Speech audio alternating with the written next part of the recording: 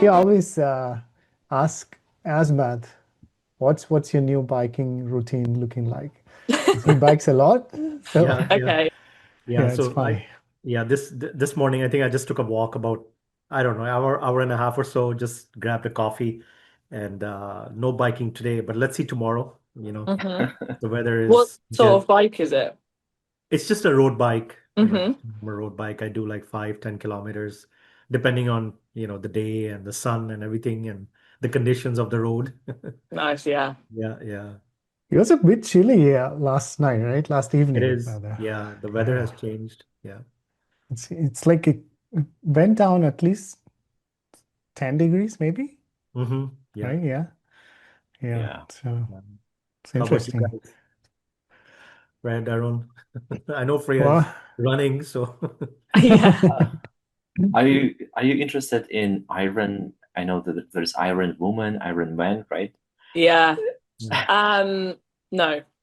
yeah, I can't I'm not very good at swimming. My partner actually did one last weekend Oh and wow. I don't think he's like fully mentally or physically recovered from it yet. So um Wow.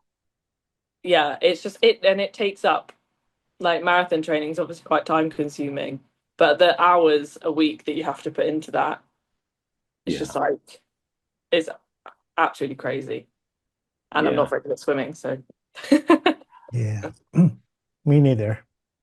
Somebody asked me, yeah. "Yeah, do you want to go for a swim?" I said, "I can swim, not swim." No, Yeah, yeah. yeah. I can paddle in like the ocean or a nice swimming pool, maybe, where there's a nice sun lounger. That's so cool. How's the weather in New I York? Mm. Really nice actually.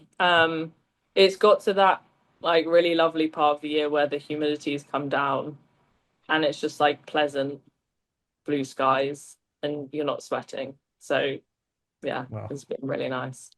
good for you. Good for yeah, you. good for you. We have Yeah, overcast. sorry. But it must be similar-ish It's in overcast here in Toronto. Toronto. Yeah, Yeah. overcast. I think last couple of days it's been getting It's been, chilly. yeah, Like I don't that's right. know. Yeah. Oh, Like really? Yeah. yeah, yeah. Especially in the evenings. Yeah. Yeah. Okay.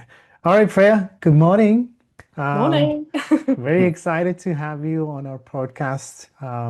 Everybody knows three of us, so maybe we'll start with a brief introduction about yourself, and then we can get into our discussion. Sure. So I'm Freya, and I work for a recruitment agency called Codex. So we partner. So our specialty is kind of across enterprise applications, with our bread and butter being EPM. So I lead our Oracle team, and then we have like a OneStream team, Anaplan, Pigment, kind of everything covering the EPM scope. And then my role, obviously within Oracle, quite naturally like overlaps within ERP and HCM as well. But ERP is mainly our bread and butter. So yeah, my personal responsibility is partnering with consultancies and partners and SIs to expand their teams, or end users like customers if they're looking for finance systems managers or admins or anything like that. So hopefully helping the Oracle community in some way. Of course, of course. Thank you. Maybe because of your accent, I'm going to ask you. Maybe tell us about your background and where you're from. Yeah. So I'm from the UK. I grew up in a small town about an hour outside of London. Um, Went to university, everything in the UK. None of my family have ever moved abroad. Um, and then after university, I played field hockey quite competitively.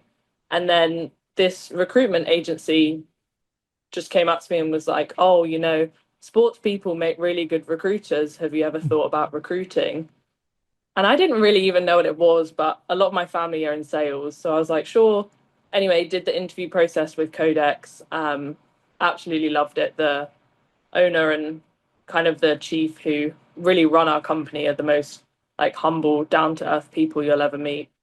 So I just like, yeah, fell in love with the company, joined, did the US market. So I've only ever recruited in the US. Mm. So people ask me all the time about like what happens in the UK market. I don't know anything. I don't know any sort of salary that people would be getting, nothing.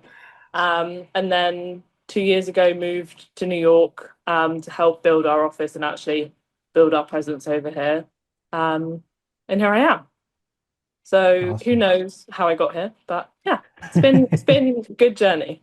Yeah, I was asking, how do you get into field hockey? Was it competitive? Like, Yeah, my I was always like my family have always been super sporty growing up, and then loads of my mum's friends' kids were playing hockey, and I think my mum wanted like a reason to hang out with her friends. So I started when I was like 10, and then yeah, played for like GB under 23, did some England stuff, went to like tournaments in Europe, China, all over, and then got into recruitment. Wow. that's a big shift. Yeah. You should come to Canada. We, it's Yeah. yeah. We have a lot of hockey teams here. Mm, Everyone loves hockey.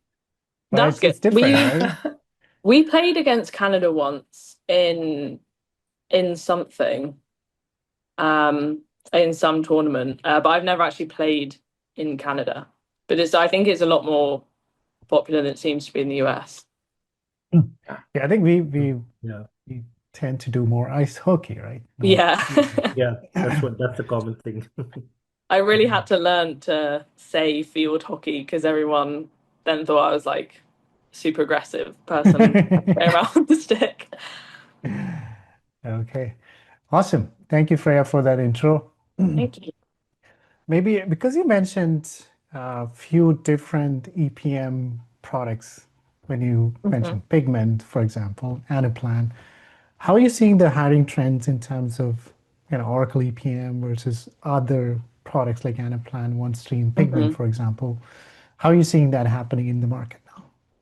So we our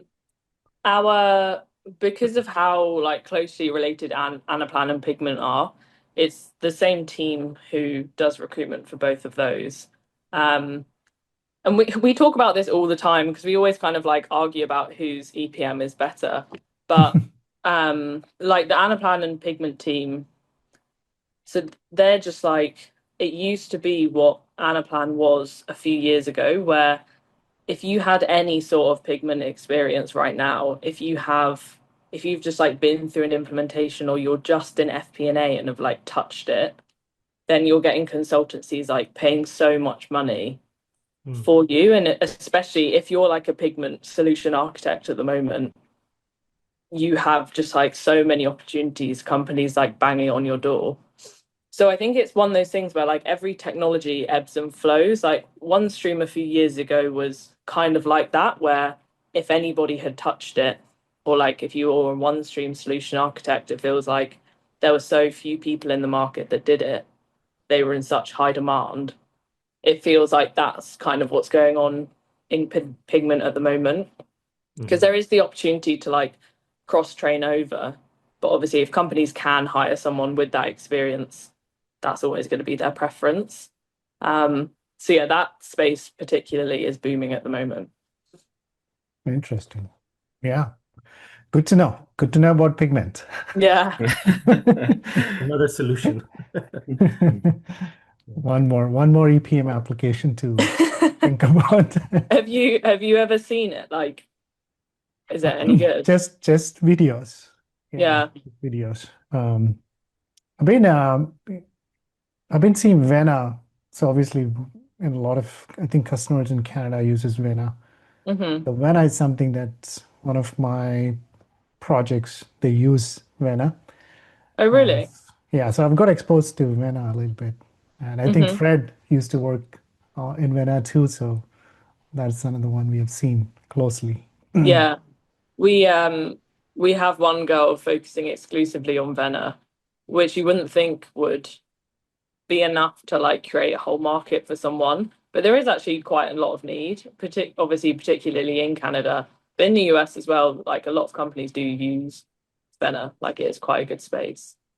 Interesting. Okay. All Do you right. see? Hey, Aaron, sorry. Hmm. Just wanted to follow up on that. Right, do you see seasonality, like when you have high demand for candidates throughout the year, and then you have lower demand. And what is the current market situation like? Is it candidates market, or is it uh, opposite? Yeah.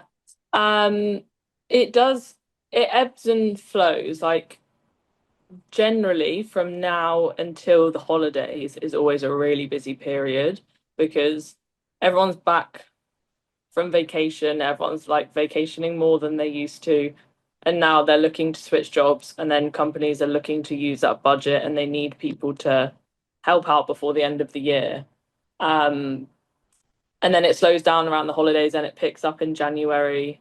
Summer's always slightly slower. I'm generally speaking about like full-time resources, Right, like people that are right, getting yeah. a new job. Yeah. But then that being said, this time last year, just before the election in the US, all the like uncertainty, genuinely, we did like feel the effect of that. And people from a personal perspective didn't want to move because of the uncertainty, and companies weren't hiring because of it. So yeah, the time when we were like, oh, it's going to be really busy, it was a lot harder to get kind of the same levels of output. Yeah. And Freya, you guys focus more on full-time recruitment, right? Yeah. So we do contract, and some teams do more contract than others. Like there seems to be more Venna contracts and Oracle contracts than Anaplan contracts, for example. But yeah, that being said, we are more full-time kind of focused within that. What's the general hiring process look like? How do you find candidates? Do candidates approach you, or you approach them? You find on LinkedIn or some other ways? Yeah.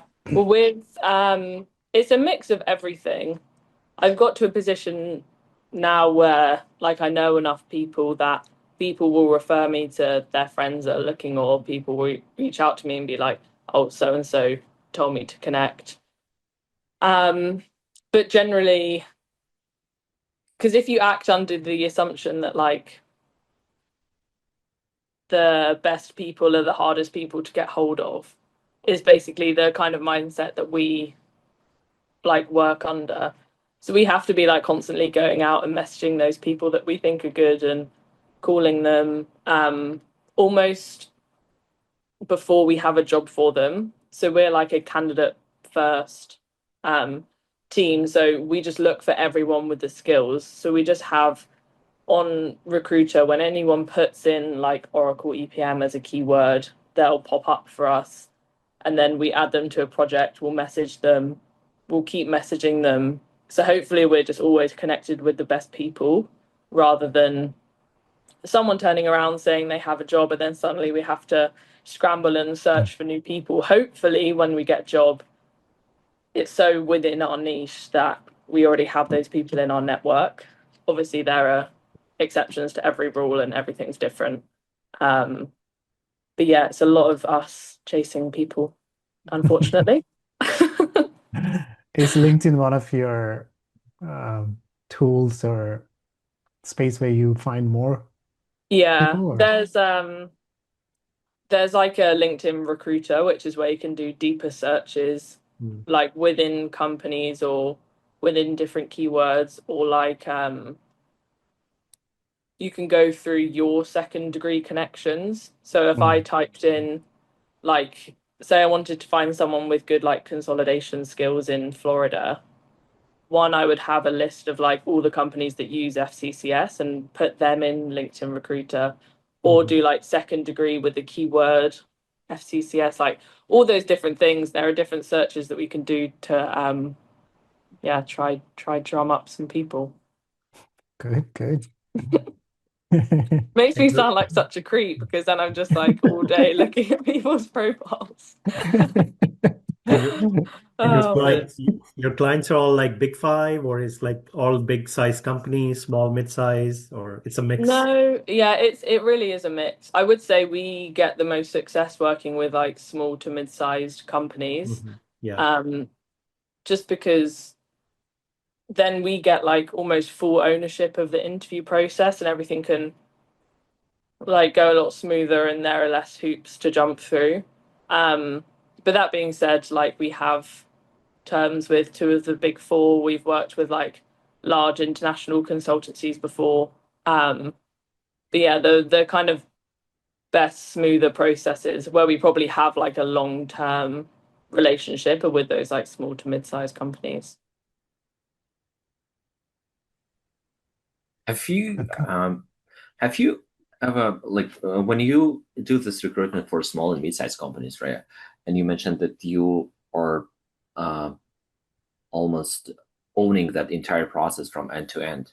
Mm-hmm. Have you ever seen a situation where, for example, you got a candidate who is not, fully qualified or not qualified, but you think that candidate will thrive in that role? Have you ever seen that? And what did you do in that case? Yeah, I think I try to build a relationship with clients whereby like both of us can be super transparent. So if I hopefully I'll send them candidates that like tick every single box, whatever. But sometimes I'll send them someone and almost put a disclaimer at the bottom and be like, they don't have experience with groovy scripting, but I don't know, they like took a computer science class, they really love SQL and blah blah blah. Like what, because you can tell when you're speaking to someone if someone is genuinely has the aptitude to learn. Whereas, yeah, a lot of the time people say that they're like super motivated and you can kind of tell in their examples that they're not. Um, and then I think and would hope that then my clients have trust in me that I've sent them someone that maybe doesn't tick every box for a reason, and then they should speak to them. But maybe Yeah. I'm completely wrong. I obviously can't.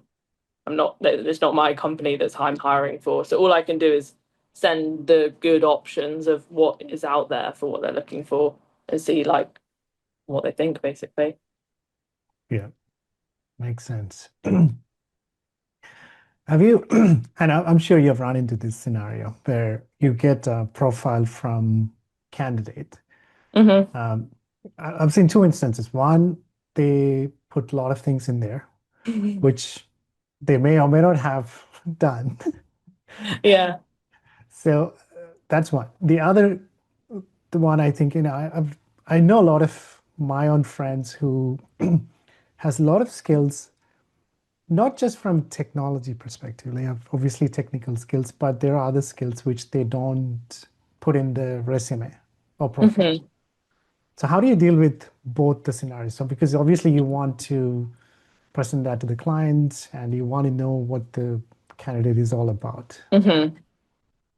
Um, I just like tell them, and it's something I've become like really strict on recently. Is like I'll I'll say to someone, send me your resume. When I'm on the phone speaking to them about the role, I'll say like you really need to emphasize your pre-sales skills. Say if it's like a pre-sales role, like you need to say like how many demos you've done or like what the RFP turnaround time was or like anything like that. I was like, you need it to slap you in the face when you've had it. And then they'll send me their resume and I've been like, you haven't put all your skills on there. Or like there'll be things, so then I'll just email them back and be like, can you add in a bit more detail? Because also I will say it in a nice way, whereby like that is a selling point for them. Like if they want the best chance of an interview, like people do still read resumes. And then on the flip side, it's almost a bit more like sensitive if they've written something on there, which I know they haven't done. So I'll normally like call them back after and say, like, oh, I didn't realize that done an implementation in your last role. And they'll be like, oh no, I didn't. And I'll say, well, you should probably take it out your resume then, because it doesn't look very good. Because they will, if I can recognize it as a non-technical person, then they probably can. So that's just like more sensitive. It's normally something to do on the phone, but then I've probably already spoken to the other one about like really adding in more skills, and I'll just email them back and be like, add in more, Yeah. or give I was examples of asking, what they can add in. yeah, I specifically asked this because I referred somebody for a contract role and Hmm. talked to them. They like him. So, and I got a call from the recruiter asking, hey, I would like to get your feedback. And they said, okay, we like the resume, everything is good. Is there something that that's not on the profile? And I know him very personally, and I was Yeah, like, yeah, sure, I know him. I know he's done this and that and this and that. And they're like, yeah, why didn't they put it in the profile? I said, I don't know. yeah. So yeah, it's a I think, yeah, and even if you put like interests at the bottom and it says like hiking or like biking or something or like anything or volunteer, a lot of people have like volunteer activities now that they've done at the bottom. It's also just a talking point for the like mm, interviewer to use. So anything like that, and it can just be like a few bullet points at the bottom if it's nothing really to do with like actual technical stuff. Um, then you can always just make it small. yeah, you're right. Yeah.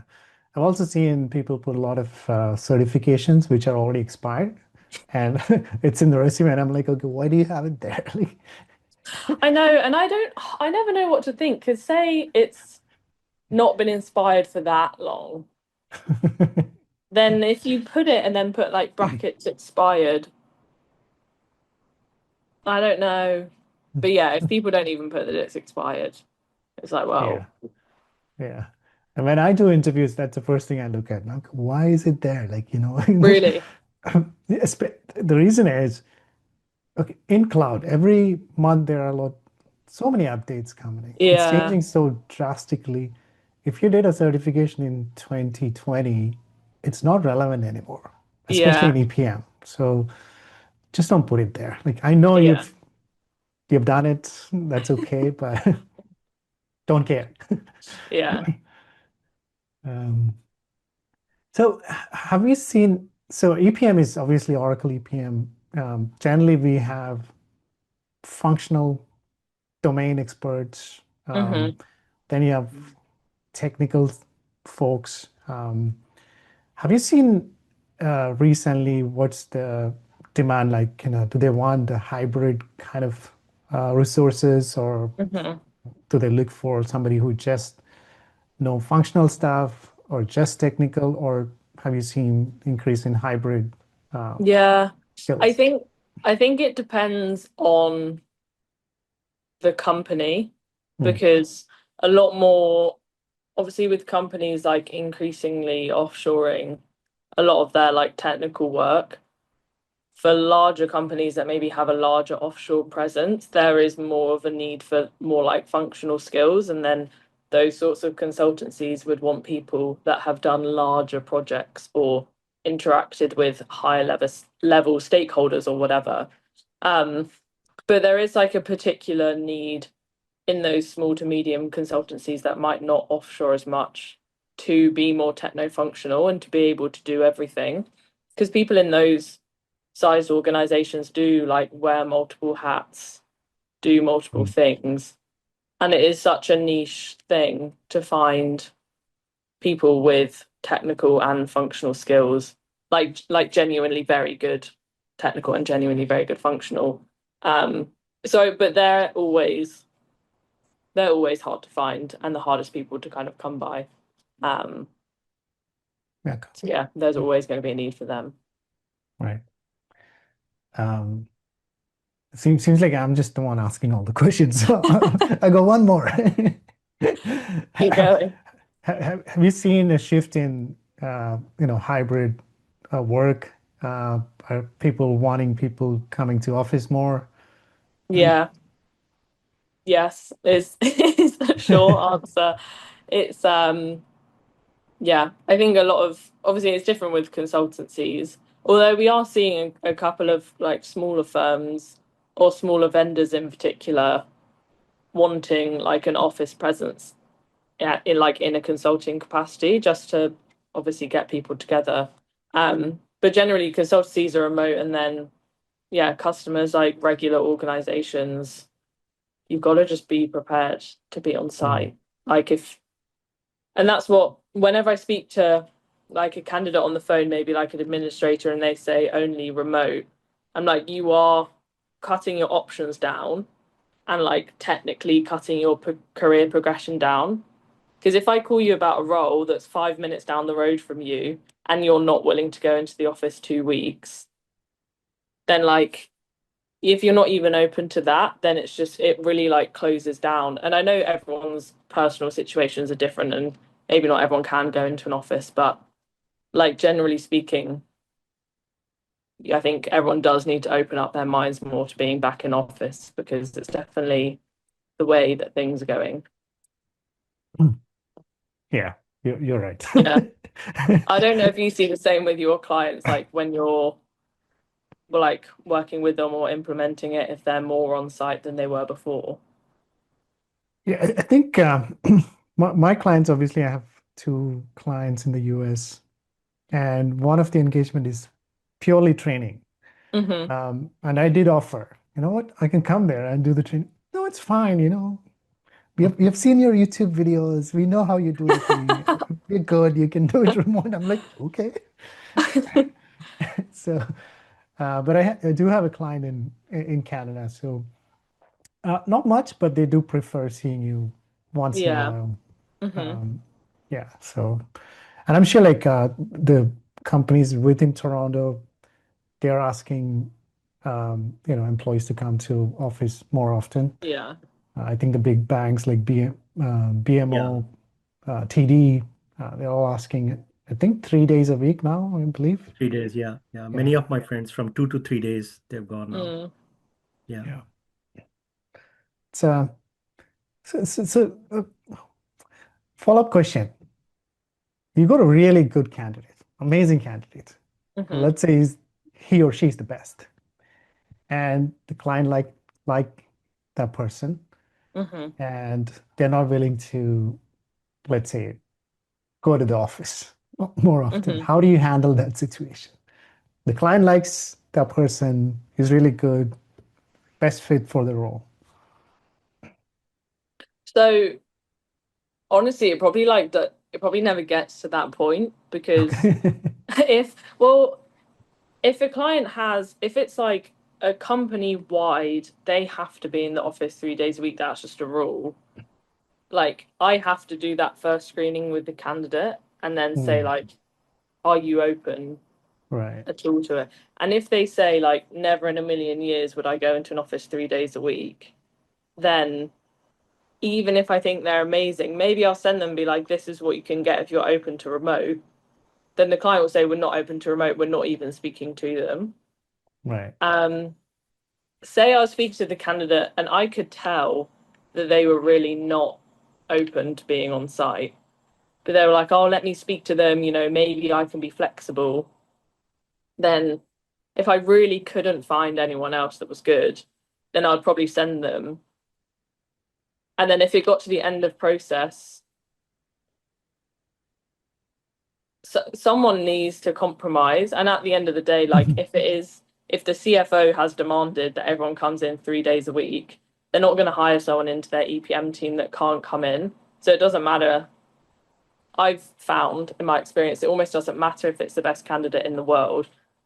You have to, it's my job to figure out whether it's like an office, it's like a company policy, or it's like this manager likes the person being in, because then that also changes like really how flexible they are.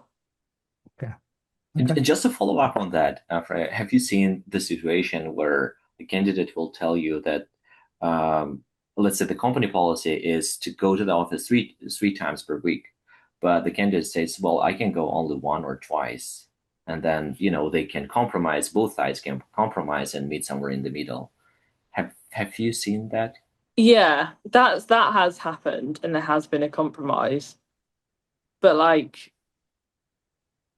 and I think some companies, maybe with like a smaller EPM instance where they maybe don't understand how niche these resources are, then they say, well, like, I don't care. We need 4 people 4 days in a week because that's just what our CEO asks for.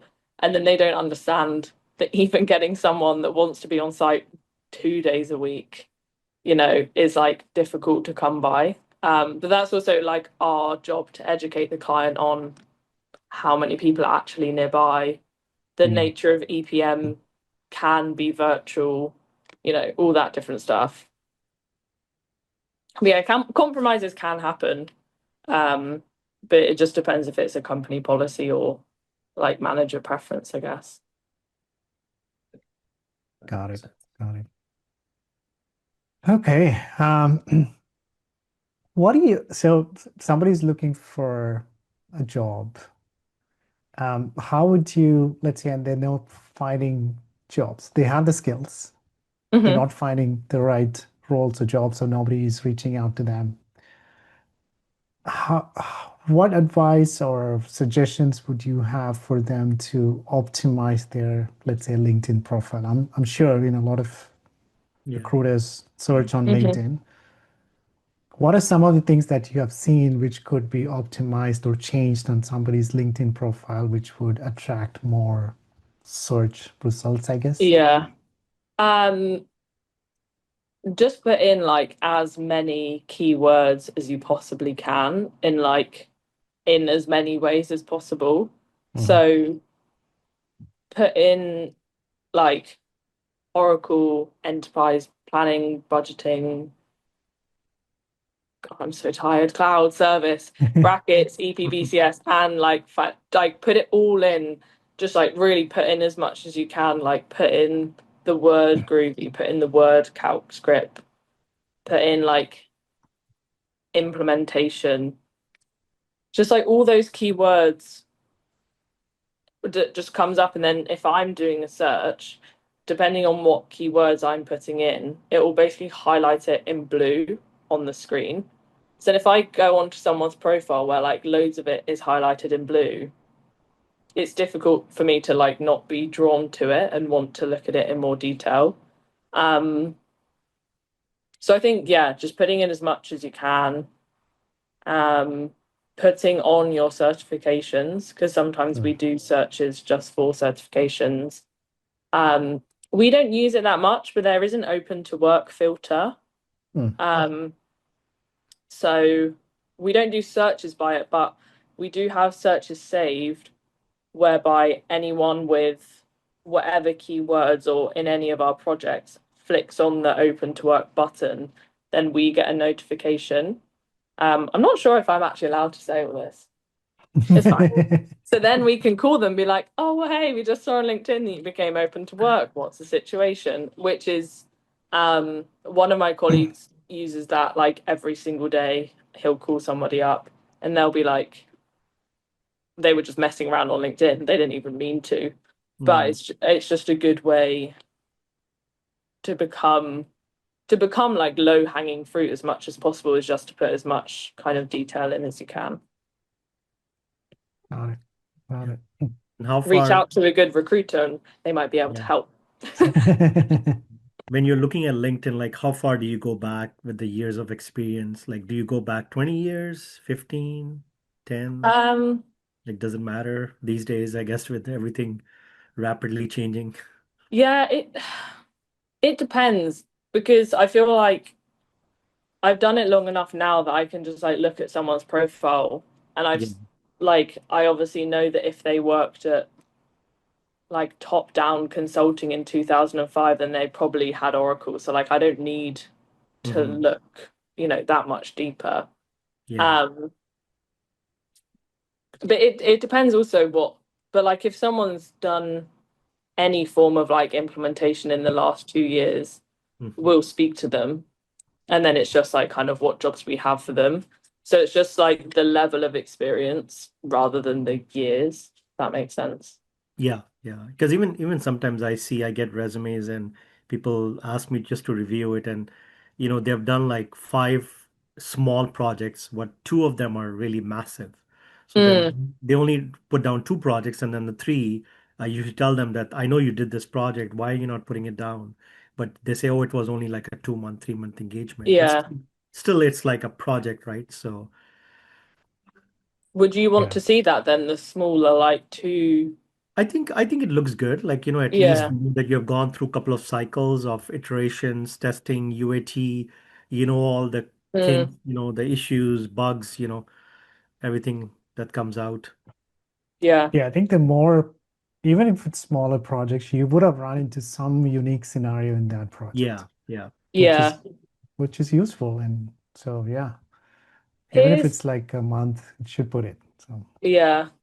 Okay, here's a question for you then. If you see like a consulting profile or resume, do you prefer it when people put in each project and what they've done in each project rather than like solution architect for 7 years and then do like an oversight of bullet points? Do you like it when they do more like project listed? I like both. I like Okay. to have a Yeah. concise resume, which is like 2 pages. That's it, Yeah. Yeah. right? Which gives them a sense of what they have done so far. Now, Hmm. if I need more details, obviously I'm going to ask when I talk to them, I'm going to ask. But having that detailed resume is helpful when I can look at the different projects. But I've seen like people send me like 8-page resumes or 10-page Yeah. Yeah. resumes. I'm like, oh, no, I'm not going to read through all of this. Yeah. Give me a 2-pager, yeah. And then if you need more details, yes. Hmm. Yeah, you should have both. That's the way I look at it. Interesting. Yeah, I like the bullets also, at least tell them that, let's say it's a financial close.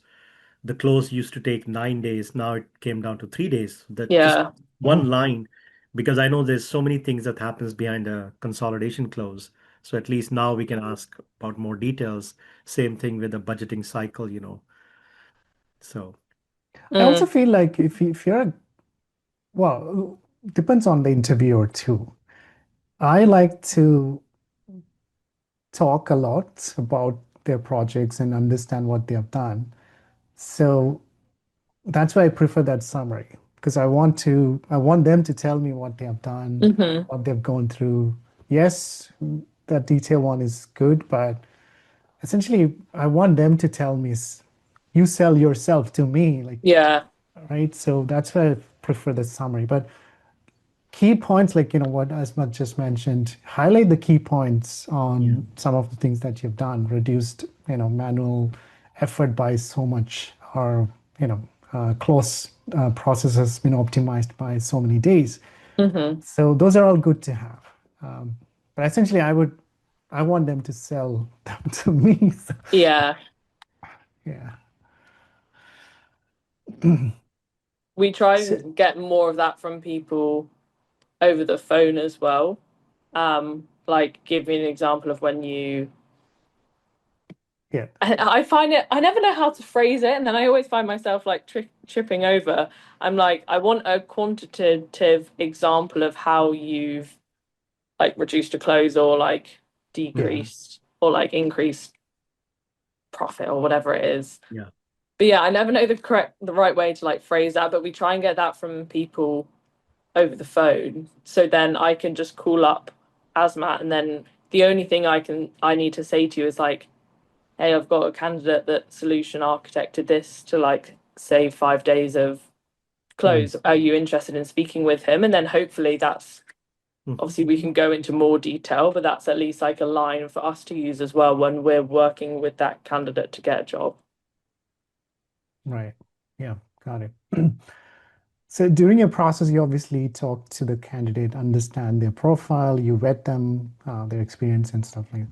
Do you also prep them in terms of the interview process? Obviously, compensation is a big thing. Do you have Hmm. inputs for the candidate on those? Yeah, send them we send them like a my preparation emails sometimes are so long. I need to learn how to shorten them. But like we'll send them an email with like who they're meeting with, what the person's going to ask, or like therefore what you should prepare for it. And then like just links to the company website again and then the regular like dress smart, wear a collared shirt, um, etc., for all of that. And then we'll just then be like if like call them and just double check that they kind of understand everything. And then yeah, when it comes to salary, it's like we ask them on the first call, what are you making now and what do you want to make?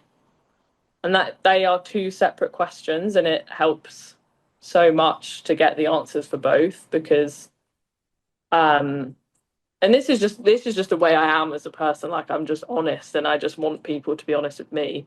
Like I have no interest. I don't care about what you make at the moment. And I also don't really care about how much money you will make. But like I'm helping you get a job that's going to pay you more money that you're going to be happy with. So there's no point in not being honest with a recruiter about what you want or what you need. And maybe if you want to get a new job that requires some cross training, then you have to be open to salary. And then you have to say, like, hey, I really want to get into pigment. I'll come down 10K if you can help me kind of get there. But anyway, all that being said is like it's our job through the process to speak to the client constantly and basically be ensuring that you get that salary that you want. So then if you haven't maybe been like honest, or if you change your mind through the process and don't tell the recruiter, then if you leave it till the last minute, we've got an absolute mission in our hands to somehow try and get you like 20 extra K that's just come out of nowhere. Whereas it's always something that we try and bring up throughout the process and make sure they're happy, make sure they've actually read the benefits and there's nothing, you know, a lot of benefits are different companies, so it will affect what people are looking for. But yeah, it's a constant conversation for an easy. So at the end, they come back with a salary and they're like, wow, how did you manage this? It's exactly what I wanted. You're like, oh, no way. Really? That's good. That's good. Yeah. Yeah. That's awesome. I know we discussed about sourcing, where you find candidates, and we basically discussed about LinkedIn, Freya. But um, there are other websites like Indeed or Dice, right? That are popular.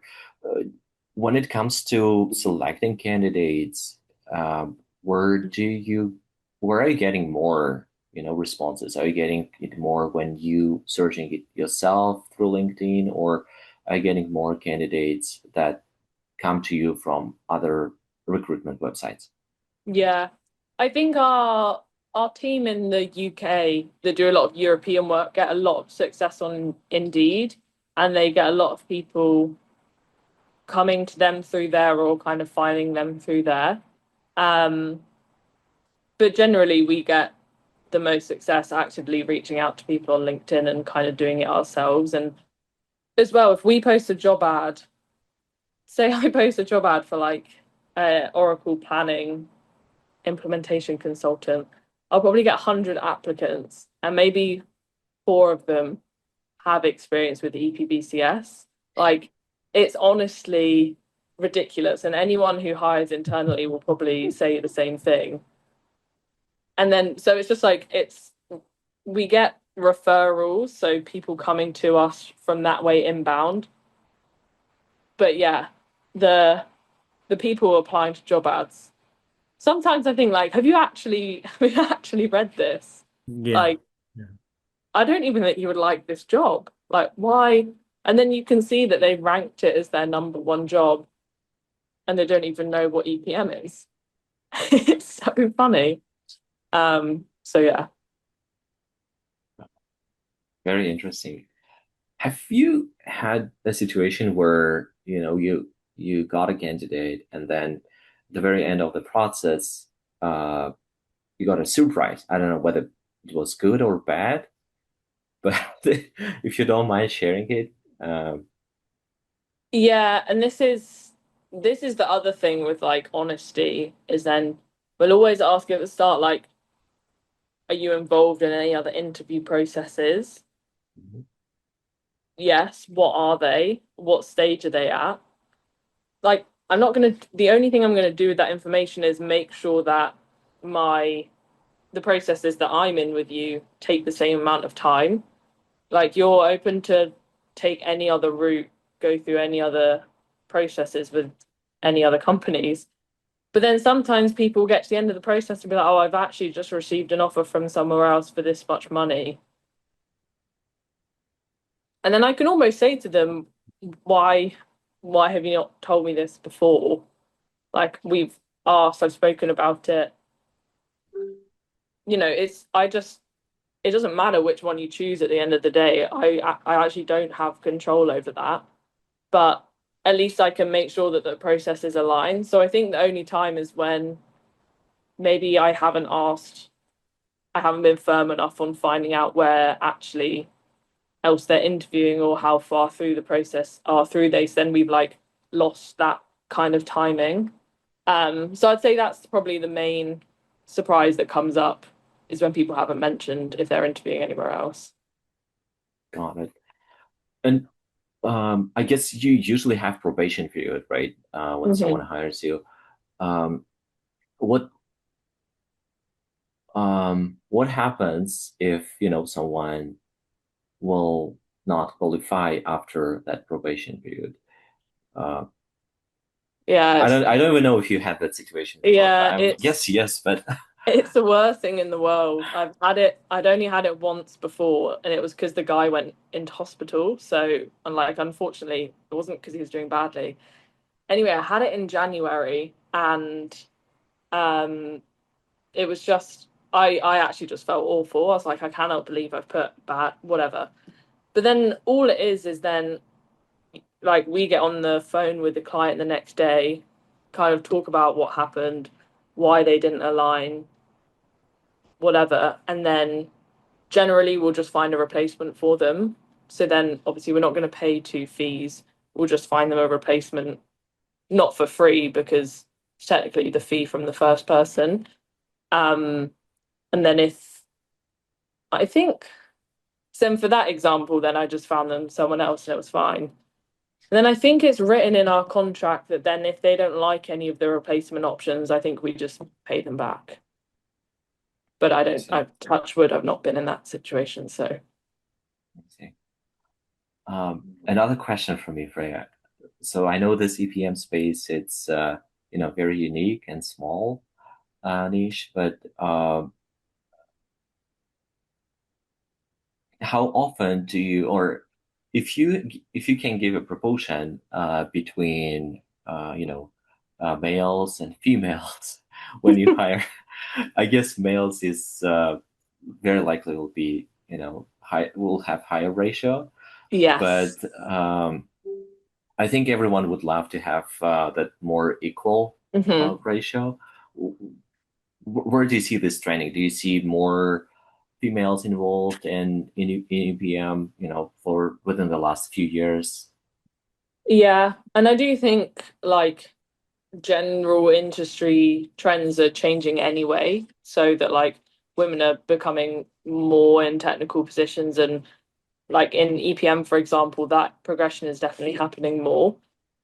But at the end of the day, it's like such a male dominated space. It's unbelievable.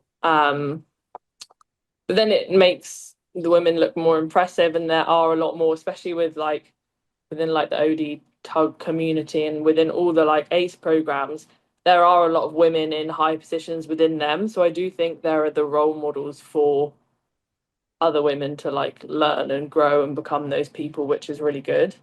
Um, but yeah, a lot of companies will ask for women, and can't we can't really only share women's profiles because we also can't judge who is a woman if their picture presents like whatever gender, they might not be that gender, their name might not be all those different things. So we'll send a batch of profiles and then the client can decide from there kind of who they want to interview with, and it's up to them. Yeah. I think like there are a lot of great women EPM folks in the community. It's just that like they don't put out, let's say, articles and blogs and things like that. Like you mentioned, a lot of people are in Auditech. They present at K-Scope with a lot of other people who are brilliant. I know a lot.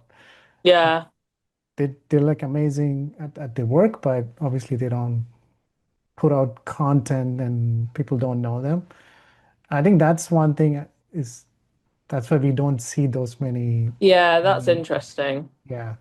So I personally know a couple like brilliant. Like Mm, I would just work with them in a jiffy. No questions asked, right? yeah, So I know those kind of people, but it's just that, they tend to they need. be, yeah, um, yeah, they mind their own business, I guess. So Mm, they need to put themselves out there more. yeah, maybe they're happy, they're content with what they have, so they don't feel the need to do that. Yes. Yeah. My like university dissertation, which is a thesis in the UK, was on the like barriers to the career advancement of women in information technology. So I've like done a lot of research in this. It's a real like area of passion of mine, if you want to say that. And there's a lot of reasons why like women don't put themselves out there more, which means they don't progress because there is like a higher fear of rejection. There's also a higher fear and evidence of like isolation from the female community if they see generally in nature, if you see one person from your gender, going above and beyond and like peacocking or doing whatever to kind of show off to everyone else, that actually kind of turns everyone else away. So Mm, if you think about the male gender, if a lot of males are doing that, it's completely normalized. But mm, if in a female community, if you have one person that's going against the grain, that actually ostracizes them more. So in a yeah, tight-knit community where actually there isn't that many people, if you're the one person that's then putting yourself out there, then there is a lot of fear behind that, which doesn't help. yeah. Apparently, what the research says. No, I think you're right. Like, um, it's obviously culture, right? So Yeah, there's some expectations yeah. so yeah, understand totally. Yeah, But I think it's changing slowly. yeah, yeah. You're right. It's great. So I was going to ask about, I know AI is the new buzzword these days. Mm. When you do recruiting for Oracle Fusion, ERP or EPM, how often do you see clients asking for something related to AI? Has it changed in the recent past? How's that coming along? So I'm going to tentatively actually say no, Okay. because I feel like if a client wants a specific AI agent or like one specific thing, then that would be more of a contract that someone will just come in and do that and then leave. Hmm. But, and I haven't had many of them Yeah. recently. And so if someone's looking for a full-time resource, then it's such a more like well-rounded experience that they need. And maybe the client will say like, oh, if they have experience in AI, then brilliant. But I think it's yet to become a requirement in a job. Right. Okay. Good to know. Yeah, I'm I'm going to asking say, because Oracle has started sprinkling in AI mm, in all of the offerings now, right? So Yeah. Fusion obviously has a lot of AI built into it yeah, with the introduction of AI agent and AI agent studio. So that's why I asked that. Obviously, EPM is still, yeah, we're getting there, but not yet. yeah. All right. What's the weirdest job role or position or title that you had to fill? Yeah.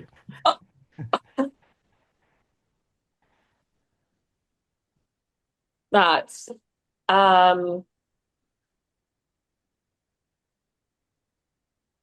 I don't know. I don't Maybe know a if I've CEO, done some, CFO hiring. yeah. Um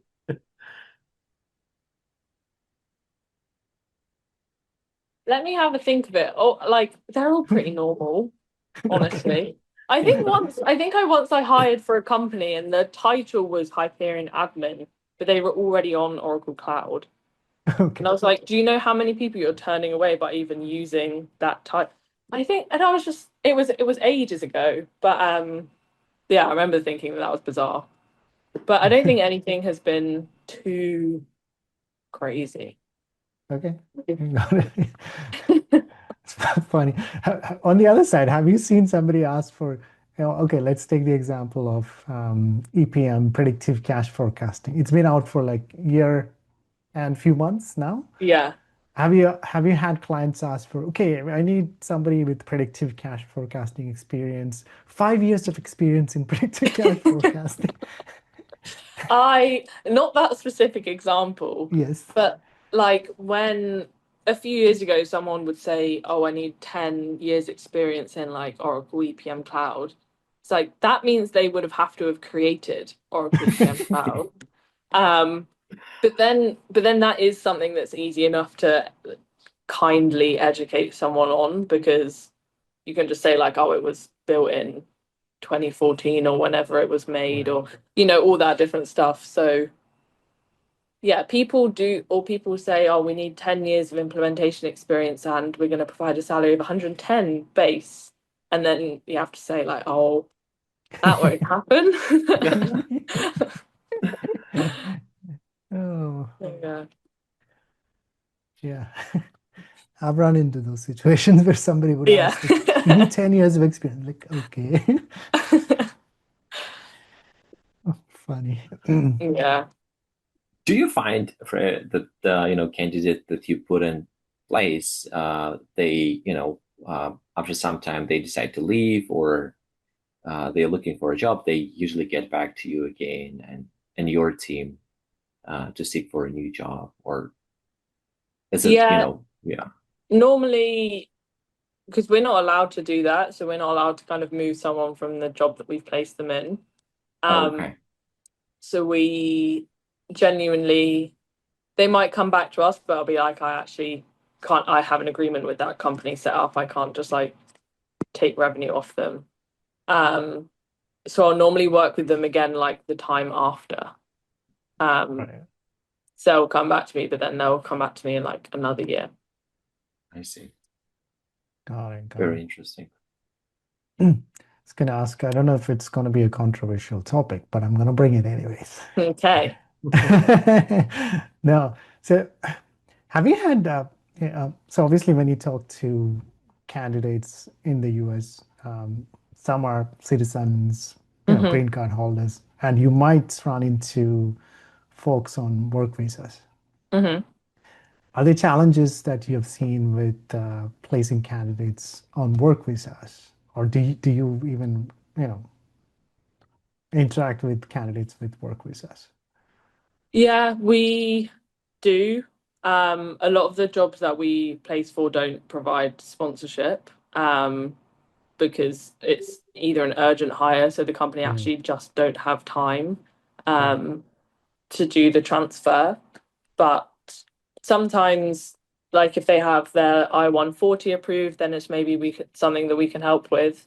Um, so yeah, it's a question that we have to ask, and then we're just honest with them and say like, stay in touch when you have your I-140 or when you get your green card.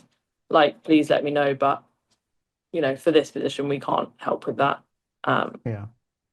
so Yeah. yeah, it is. I used to find it really awkward, just to ask, because I thought that people would feel uncomfortable. But actually, being on a visa myself, obviously someone's going to ask me if I need a visa if I'm looking for a new job. So then I just realized that it's such an if it's obvious from their resume that they're not born in the country they currently live in, you have to Yeah. ask. Yeah. So yeah, I used to find it awkward, but I think I've grown out of that. I have seen. I actually have a friend who, came to Canada Hmm. through one of those visa programs, and I know that that friend was rejected HCM role because they said they should share a lot of sensitive information, and because that Hmm. candidate wasn't long enough in the country, they didn't feel comfortable um, uh, to hire him, to hire that individual. Was it like a public sector client? That was consulting company. Yeah. And yeah. Because I feel like that the only time is for some public sector, for some like consultancies that do a lot of public sector work, you have to be a green card holder for 5 years before. So it was probably something like that Could where be, yeah. it, hopefully anyway. Otherwise, that's a ridiculous excuse. I should just told them they weren't very good. But but yeah, there's like a lot of stuff like that on public sector or like government city stuff. Right. Yeah, that makes sense. Have you had any instances where you liked a candidate but they're not in the US? They're outside the country, I don't know, maybe in Europe or Canada or whatever, and you were able to place them in the US? We no, honestly, because I don't speak to anyone outside the US. I'll Okay. like if someone from outside the US messages me, I'll tell them that like I'll share their profile with my team in the UK, but like I can't if they don't have I just can't help. There's no point in kind of us having that conversation unless there was a visa potential.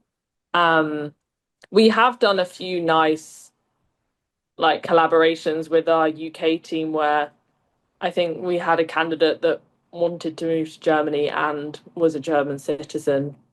And we just like messaged the German team and they were hiring for that exact position. So then we relocated her out there, which was a nice touch. And we've done that the other way as well a couple of times. But it's just tricky. Companies, I'm going to say a very broad statement, which probably isn't true. But companies aren't going to pay a recruiter fee to also then pay for an H1B transfer or pay for a visa transfer, which is why, like, unfortunately, we can't really help out with that. Yeah, makes sense. All I right. I Go also ahead. wanted to clarify, what would you, if you can, give maybe 3 advices, what are the most important things job seekers, should know or should do to find a job?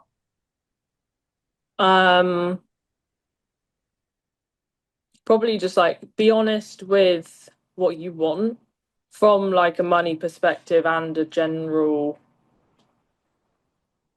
company culture or what you want to learn in your next role, or if you want to end up being a partner of a firm one day, just being honest with like genuinely what you want. And then also weirdly to counteract that is like be open-minded with it as well. So say for the on-site work and just generally that it might be something that interests you even if it doesn't interest what it thought you interested. So just being honest, being slightly open-minded, and just like actually prepare for interviews. I've had so many clients call me up and say like, "Oh, that person didn't even look at my LinkedIn profile," or I've just been at Oracle for 18 years and they were speaking to me like I didn't know the internal structure. And I just like it's on my email, like I've spoken to them about it on the phone and I can't help that. So I think actually prepare for your interviews, be honest, and be slightly open-minded, probably. Yeah, researching the company is very important. Yeah, LinkedIn researching. Yeah. Yeah. Yeah, you should know about the company Exactly. before the interview. Like, at least what are they into, right? Yeah. Yeah, that's funny. Okay. A few fun questions now. I know we talked a lot about all the serious stuff. What's the best food you love? Food. Your favorite food, cuisine. I love Vietnamese food and particularly the like summer rolls. Very I had a Vietnamese so fresh. food. Yeah, I just had it a couple of days ago. Oh, really? So the It's just banh the mi, best. yeah, the sandwich, very good, very good. Nice. Okay, what's your favorite vacation spot? Greece, Greece. Never been there. blue We should. blue sea, amazing food, and just so lovely. Great All people. right. Cool. What's your favorite airport? Heathrow Terminal 5. Heathrow Terminal Terminal 5. 5. Why Terminal 5? If you know, it's a significant difference, and it's just lovely. Okay. On the flip side, what's your least favorite airport? JFK, any terminal. JFK. Yeah. JFK is awful. I can't believe it. Every time I go, it gets worse. Such a long line. Yeah, I know, right? Yeah. And there's no restaurants, there's nowhere to eat or just nowhere to chill or like, I hate it. Awesome. Okay, gentlemen, any other questions for Freya? Maybe because this podcast is called EPM Coffee Chat. What's your favorite coffee? Coffee, yeah. Black Americano or an espresso. Awesome. Nice. Yeah. Yeah. Hot. What's your coffee, Fred? Cappuccino. I like cappuccino. Nice. With I'm like, chocolate what? sprinkled on top. Oh, that would be great. Yeah. We used to have like back in India, Yeah. at my home, we used to have coffee beans. Not a Oh, lot, but wow. we used to have coffee beans. And my grandmother used to dry them, Mm-hmm. and then grind them, make it coffee powder, and then we used to make coffee, right? And she That's used to put amazing. like black pepper, Mm-hmm. cardamom, and a little bit of sugar, black Ooh. coffee. Oh my goodness, that's the best coffee ever. Coffee, yeah. Wow. And do you have to, like the cardamom, do you then have to sieve it out? Yeah. Or does it go in? Okay. Yeah, so we I guess we crush it Mm-hmm. and then take out the I guess the outer thing, the shell. Yeah. Yeah, so it's very tasty. Okay. I'll have one later. I'm gonna try I've moved apartment this week, so everything's in a box, but when I find my pestle and mortar, I'm gonna try it and then I can let you know. Yeah. So I'm like, whatever, coffee, I'm fine. Just give me Yeah. coffee. I'm good. That sounds amazing. So different. Like all in India, people in the south drink a lot of coffee. People in the north drink a lot of tea. So yeah. Wow. Tea, yeah. I come from a big tea drinking culture, Yes. so the number of coffees or the general, I'll go out for like a coffee with a girlfriend and they'll get a double whipped latte with honey, comb, pumpkin, like all this stuff. I just don't understand. Loaded. Yeah. Yeah, it's crazy. The coffee culture here is crazy. Yeah. Yeah. I've had a friend who would go to Starbucks and takes like 2 minutes to order his Yeah. coffee. Coffee, yeah. I'm like, what are Yeah. you talking about? And I'm like, what do you want? Coffee, black, medium. Yeah. That's it. But then they'll also say like, oh, but make sure it's with skimmed milk. As if Yeah. the 5 pumps of syrup are going to make Yes, any exactly. difference. But in Canada, it's even more easy. You go and say if you need two sugar, 2 pumps of sugar Oh, and 2 pumps of whatever. You just say double. So Yes. It's easy. Yeah. double. Nice. yeah. All right. Okay, gentlemen, if you don't have any other questions, Freya, we appreciate your time. Yep. This was nice. Yeah, thank you so much for having me. Yeah, Thank you, we Freya. should It was a we should pleasure. look for one more session. Maybe Yeah. after AI World. Yeah. They Something, yeah. renamed Cloud World to AI World. Will you all be there? I'll be there. Yep. Nice. I'm gonna be Just there. the gentleman will be there. Yeah. Nice. How I'll about be you, there, Freya? so we'll have Okay. to go for our coffees then. Yeah. Yeah, sure. Awesome. Yeah, we can catch up. Perfect. Okay. All right. Amazing. Good luck with your move. Good luck with the Thank marathon. you. And Thanks. Have a great weekend. have a good weekend. Thank you. Speak to you soon. Thank you. Yeah. Thank you. You. Bye-bye. Bye. Bye.